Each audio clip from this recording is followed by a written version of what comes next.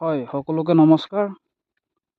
আপোনালোকক আজি মই বিশেষকৈ পাম অইল খেতিটো কি ধৰণে হয়, কেনেকৈ লগাব লাগে সেইটো বিষয়ে আজি কথা পাতিম। আপুনি চাব পাৰে এইটো পাম অইল গছ হয়। এইটো আপোনাৰ লগোৱা আজি আপোনাৰ 5 মাহ হৈ গ'ল আৰু এইটো আপোনাৰ 3 বছৰতে ফলটো লাগি যায়। লগতে আপুনি চাব পাৰে এটা গছৰ পৰা আৰু এটা গছটো আপোনাৰ 9 মিটাৰ দূৰকৈ লগাইছে, মানে 30 ফুট মিনিমাম 30 ফুট দূৰ লগোৱা হৈছে। চাব পাৰে আপোনালোকে।